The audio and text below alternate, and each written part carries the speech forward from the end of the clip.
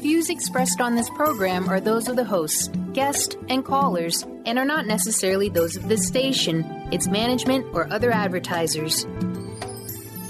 You're listening to Transformation Talk Radio.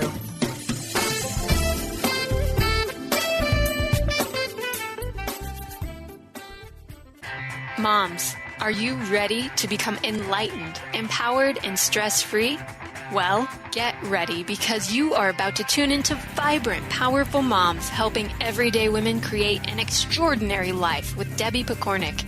Each week, Debbie discusses topics to help you become self-aware, inspired, and on track to create the life you crave. It's time to stop settling and start thriving. And it all begins now on Transformation Talk Radio.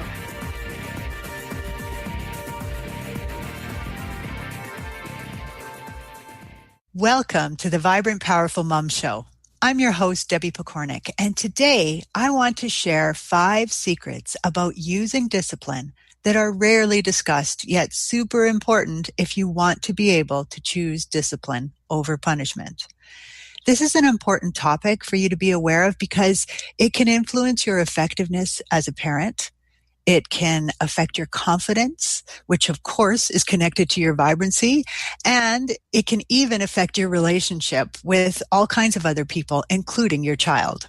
Many parents make the decision to use discipline with their child only to discover they keep slipping up.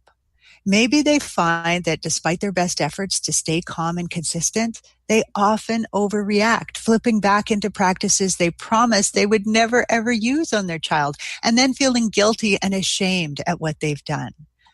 Or maybe they've decided to use discipline, but they find that their kids don't listen to them most of the time. And maybe their partner, their mother, quite often it's their mother-in-law, will tell them that the problem is they're just too soft or inconsistent. Discipline is not soft. It's actually much harder to do than punishment. And I talked about this in much greater detail in a recent podcast.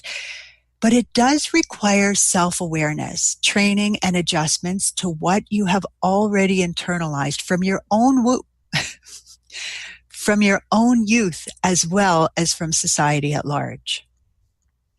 As a result of this kind of judgment and flip-flopping back and forth, the mom who's trying to discipline can often feel her vibrancy slipping. She blames her own lack of self-discipline as the problem and fears that others are going to find out. She might feel like her child is running the show and often feel unsupported by others around her. This is tough on her self-esteem, her ability to be a great parent, and her relationship with her child. Now, in reality, this problem is way more common than any of us would ever dream. It happens for 5 reasons that people rarely talk about, never mind help us to overcome. Once you're aware of these reasons and begin to recognize them when they arise, this troublesome way of thinking can stop and the real learning can begin. So if you're a parent, a teacher, a daycare worker, or a coach of young kids, and you're trying to use discipline rather than punishment, then this podcast is for you. Now, in a very recent episode, I talked about the difference between discipline and punishment. If you haven't listened to that and you aren't sure how to differentiate between these two things, you might want to check that out as well. 5 secrets to discipline. Secret number 1. Discipline is about awakening and strengthening your child's moral code and not about calling all the shots.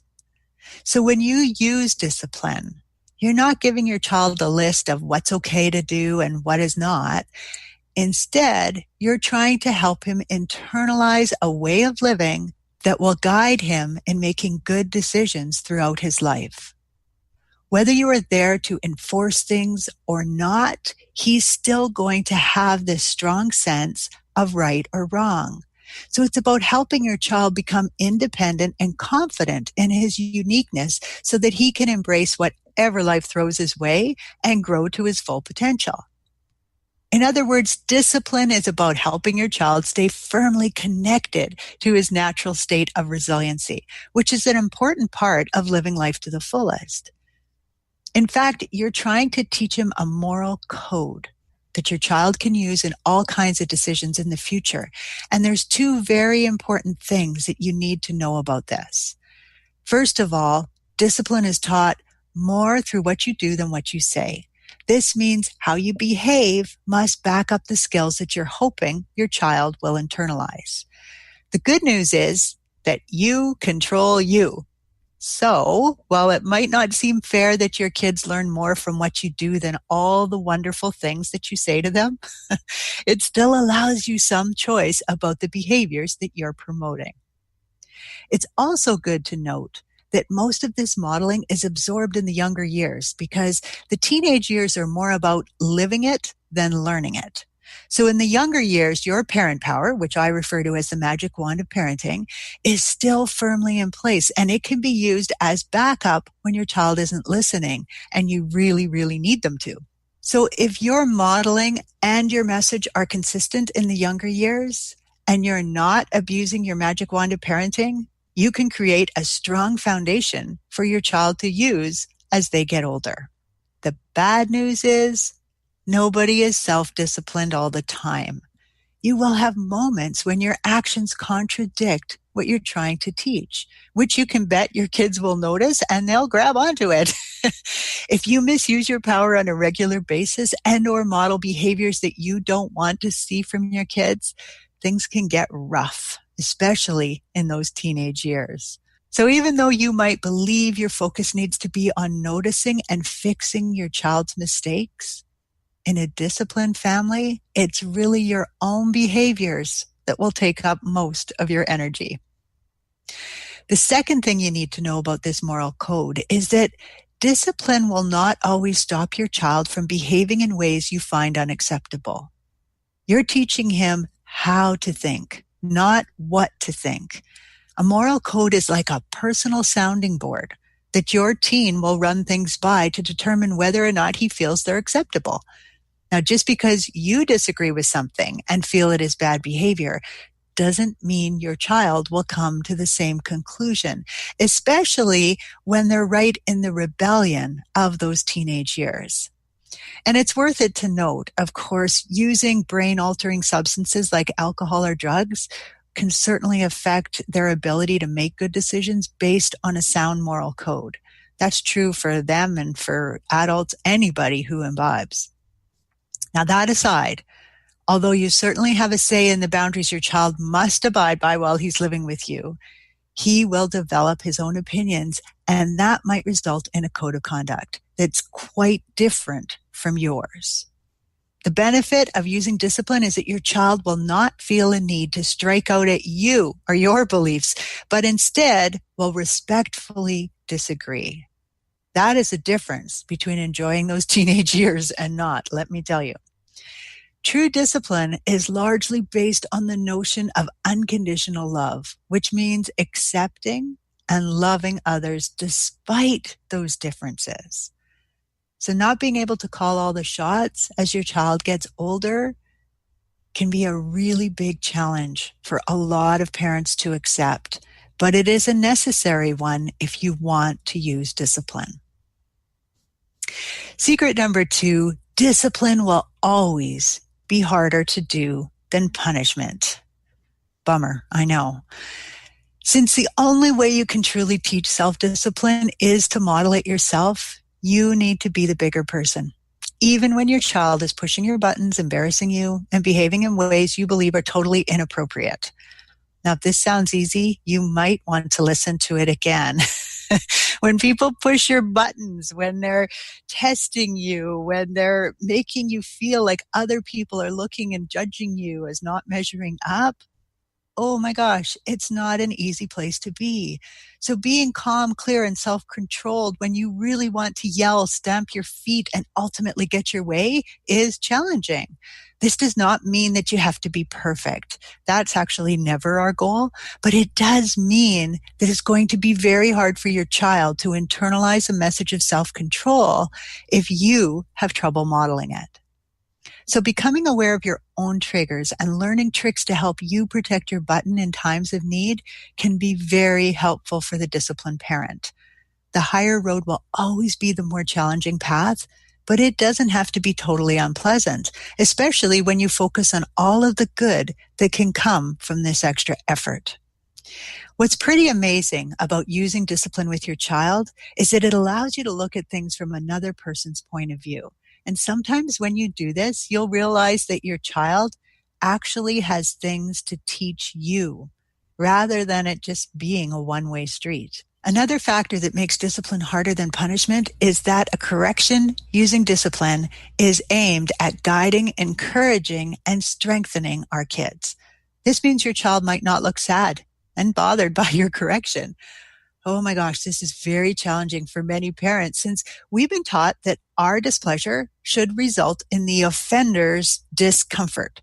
So if you believe that a person can't happily learn a lesson, then discipline is going to be a very hard path for you to stay on. I remember this father at one of my sessions where we were talking about parenting tools, and all of a sudden he blurted out with great force, "Timeouts don't work."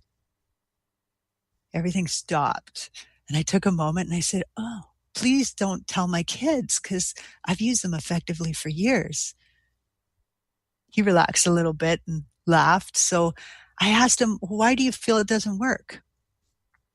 "My 3-year-old was not listening and she wouldn't stop making faces at her little brother. So finally I had had enough. I told her she needed a timeout and I took her to the spot on the couch that we use. I set the timer for 3 minutes. I walked back into the kitchen and moments later, I can hear her singing. She wasn't upset at all." Well, what would you have liked her to do for those 3 minutes? I asked. "I don't know. Cry or at least look sad. She should feel bad that she's in timeout. She shouldn't be happily singing." This father had fallen into the punishment trap. To him, you should feel bad when you're corrected or you weren't learning anything. His 3-year-old singing felt disrespectful to him, almost as if she was rudely telling him to shove it. "So what did you do?" I asked him. "I told her to stop singing and look sad or she was going to get a spanking. That shut her up." Now, as the father finished these words, you could hear a pin drop in that room. I waited for a moment, and all of a sudden he made this kind of and all of a sudden he made this noise that was kind of like this snort of embarrassment. Oh my God. So there I am, 6'3", 260 pounds, towering over my sweet little 3-year-old daughter who means the world to me. And I'm losing it just because she's singing instead of looking sad. How can my 3-year-old be the bigger person? He laughed. We laughed with him. And we launched into a really great discussion about protecting your trigger points, figuring out what it is that you're really wanting from your child, like in this case, to look sad, and remembering the difference between punishment and discipline. Secret number 3, most of us have a punishment default. Now, this actually came up in that previous podcast. So by now, it's not really a secret anymore, but it's definitely worth discussing further. Even though you might have been raised in a family that rarely resorted to punishment, being raised in a society that is very punishment focused has taken its toll on all of us. Our legal system, our recreational system, and even our educational system are based on punitive strategies to gain compliance. While this thinking is slowly changing and being recognized as ineffective, unless you have been raised away from these systems or have made a conscious effort to change your programming, your default will be set to punishment. For parents, this means punishment tools and the delivery model for using punishment will be firmly established in their parenting pack. In other words, punishment will always be within easy reach, and even your positive tools can be used in a punitive way. This typically results in guilt, confusion, frustration, disappointment. If you're a parent who really wants to do things differently, but find that their default keeps kicking in. I clearly remember one of the times that this happened to me. I was working with a group of grade 5 and 6 students at a small school, and our goal was to help them acquire some very important life skills, which we were doing by offering to train them as playground helpers. Now, I felt like I had created a really fun program that allowed for lots of interaction as well as interesting content. But on that particular Friday afternoon, the kids didn't seem to be feeling it. They kept talking to each other, they're laughing and interrupting my stellar content delivery. Now, I knew that we were running out of time for this program. We were coming to the end. There were some things that I really wanted to cover. And it felt to me like these kids had slowly been getting more and more disrespectful or louder, I guess, just not paying attention. So I could feel my frustration level rising. I had this bell, and I would use this bell to get their attention anytime an activity ended. It's actually a meditation bell, so it reverberates. It doesn't get louder, but it just continues to move through the room, and it tends to be really good at getting people's attention. And so I had already used it a few times that afternoon to try to get them to stop talking, and I still found myself talking over these unruly kids. So I had the typical feeling of frustration where my body's getting all tight. And before I even thought things through, I picked up this little bell and I hit the mallet that comes with it as hard as I could on the musical rod. And then as I stood there with this little mallet was actually vibrating in my hand because I had hit it so hard, I thought, oh no, did I break it? I felt myself flush with embarrassment. But you know what? The kids totally ignored the bell. They didn't even notice. And so my embarrassment really quickly morphed into anger. And I yelled at them. I'm not going to yell at you guys now, but basically I yelled, "Quiet, all of you, or do I need to get your principal to tell you that?" Now the room fell silent, and this row of shocked little faces all turned to look at me because cool, calm, collected Debbie had lost it on them. Oh gosh, the fun just fizzled right out of the room, I gotta tell you. And getting them to interact now was like pulling teeth. Everybody's all sitting there prim and proper and actually going to the other extreme. And I couldn't wait for that session to end. So then on the way back to my office, which was like over an hour away from that school, I sat there and I replayed it. I thought about it and I focused on, okay, so what am I meant to learn from this? Because it was a terrible situation. And all of a sudden I realized that I had pulled out a tool one of my teachers used to use. Now, this particular teacher would actually break rulers on the desk by narrowly missing kids' fingers. In fact, one time it was my fingers. I was obviously one of the kids talking that wouldn't listen to him. And I hated when he did this because I was an anxious kid and it would put my heart up into my throat and then I couldn't concentrate for the rest of the class. And yeah, it just wasn't good for me. I never in a million years would have thought that I would use it, but I had. And then when it didn't work, I got even angrier and I pulled out another punishment tool that most of us are pretty familiar with, which is threatening to call the principal. Yikes.